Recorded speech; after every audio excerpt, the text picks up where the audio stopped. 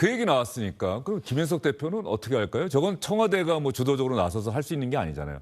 근데 이번에 연임용 개헌이라 개헌을 이재명 대통령이 이제 정치권에 카드를 던졌는데 지금 야당에서는 들은 척도 안 하잖아요.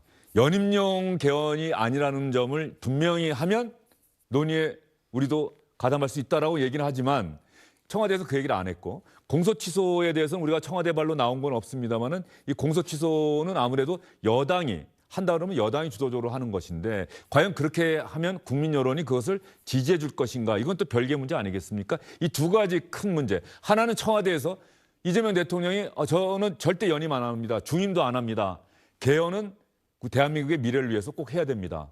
왜 이 얘기 한마디 하면 되는데 이 얘기를 왜 아직은 안 하고 있을까? 대통령이요. 예, 예. 그리고 또 하나는 김인석 대표가 과연 공소 취소 여기에 나설까 안 나설까?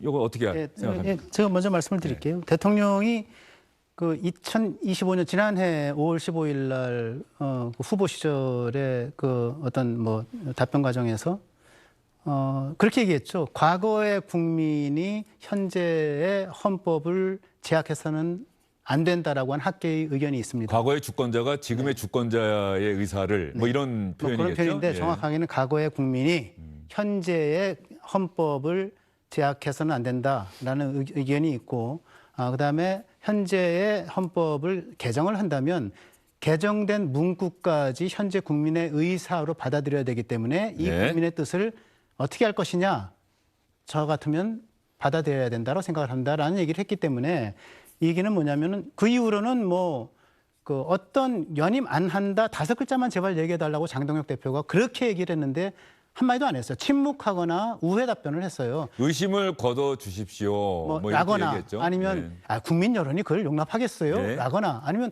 국민의힘이 100석이 넘는데 개헌이 되겠어요? 그렇게 해서 라는 식으로 우회하거나 침묵을 했지 연임 안 한다. 나에게 연임 조항은 적용하지 않겠다. 좀 길게 얘기하면 이건 전혀 얘기하지 않았거든요. 저는 대통령이 머릿속에 나는 연임 개헌을 나한테 적용하는 문제를 놓치지 않고 있다고 생각을 합니다. 제가 지난 시간에 오디세우스의 돛대에 몸을 묶어달라 사이렌의 네. 유혹에 빠지지 않도록 이 얘기를 했는데 대통령은 사이렌의 유혹에 빠지고 싶은 거예요 지금. 난 그렇다고 봅니다.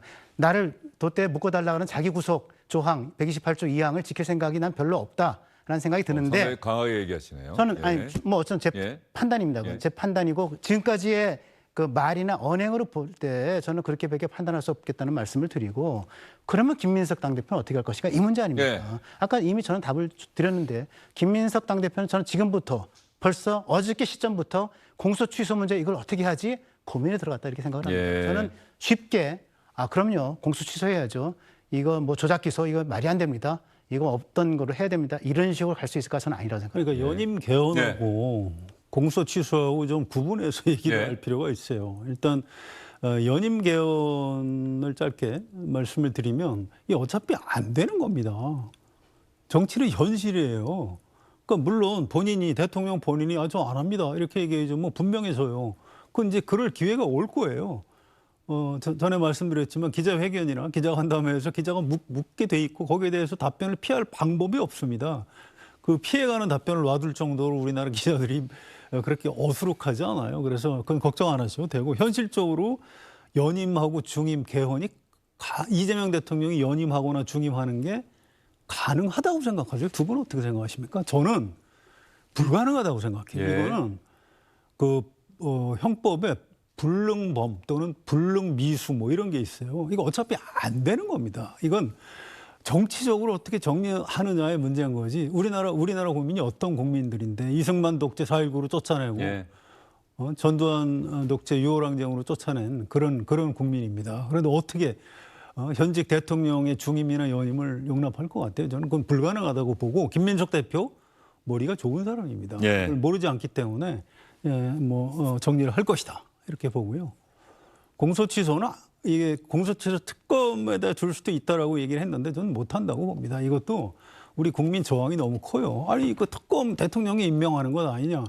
이재명 대통령은 검사들이 내 밑에 있기 때문에 그게 더 좀 뭐 이상한 거 아니냐 이렇게 얘기하지만 일반 국민은 그렇게 생각하지 않습니다. 특검 대통령이 왜 공소 취소를 하지? 아직 진상조사 시작도 안 했지 않습니까? 이렇게 국민이 묻고 있거든요. 이걸 역시 김민석 대표가 모르지 않습니다. 네. 그래서 무리하게 대표 되자마자 공소 취소 특권 밀어붙여가지고 본인 지지도를 깎아먹거나 그럴 일은 없을 걸로 전망합니다. 예. 제 말에 대한 이제 반론 성격으로 시작을 했기 때문에 네. 제가 조금만 제가 예, 설명을 짧게 하면, 얘기해 주시죠. 짧게 예. 얘기하면 공소 취소와 연임 개헌이 무슨 관련이 있느냐라고 예. 말씀 시작하셨는데 관련이 굉장히 많이 있습니다. 공소 취소는 대통령의 재판을 이제 지우겠다는 거고요. 그다음에 연임 개헌은 대통령의 재판을 할 수 있는 시간을 미루겠다는 겁니다. 따라서 모든 것은 대통령 재판의 지우기나 미루기와 관련이 있고 그래서 두 개는 연결돼 있다고 저는 생각을 하고 그렇게 해석하는 게 맞습니다.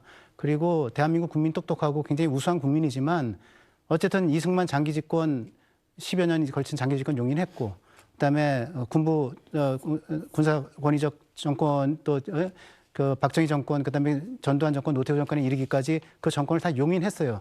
그 뒤에 여러 가지 이제 그 뭐랄까 역사적 결절점 속에서 일어났던 것은 있지만은 글쎄요 이제 1년밖에 안 지났는데 이재명 대통령이 자기 재판 받겠다고 여러 가지 생각을 하고 이러는 거를 과연 포기할 것인가라고 하는 거에 대해서 저는 성 기자가 이렇게 말씀하신 거는 좀 성 기자가 합리적인 기자의 생각으로 그 뭐 일종의 좀 그 위시풀 띵킹을 좀 얘기하신 것이라고 생각을 하고 그러나 현실 정치는 우리가 그렇게 합리적이라고 생각했던 것과는 전혀 다른 방향으로 전개되는 경우가 많다라고 하는 점에서 전 걱정을 하고 있습니다. 그러니까 제가 말씀드린 게 현실이에요. 두고 보세요. 앞으로 몇 달 내에 이게 현실이 되는지 제가 순진한 기자였는지 한번 여기서 한번 이 다음에 주영진 앵커가 예. 한번 결론을 내려주시죠. 그러시죠. 한번 저희가 보시죠. 그리고 연임령 개헌, 중임령 개헌, 이재명 대통령이 개헌하지 않는다라고 얘기하는 건 전 뭐 여러 차례 얘기했습니다. 기자들 앞에 서는 순간 그 질문은 나올 수밖에 없을 것이고 이재명 대통령이 얘기할 기회가 있을 것이다. 그거는 뭐 저도 이렇게 생각하는 부분이고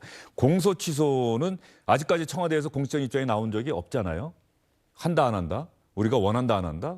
그런데 이제 민주당에서 그 특검 법안에 그 내용을 포함시킨 법안을 지방선거 전에 발의했다가 역풍을 맞은 거는 틀림없는 사실이고 역풍을 맞았다는 얘기는 국민 여론이 거기에 대해서 우호적이지 않다라고 하는 걸 보여주는 거기 때문에 김민석 대표가 앞으로 어떤 선택을 하게 될지 그 부분 좀 지켜보도록 하겠습니다.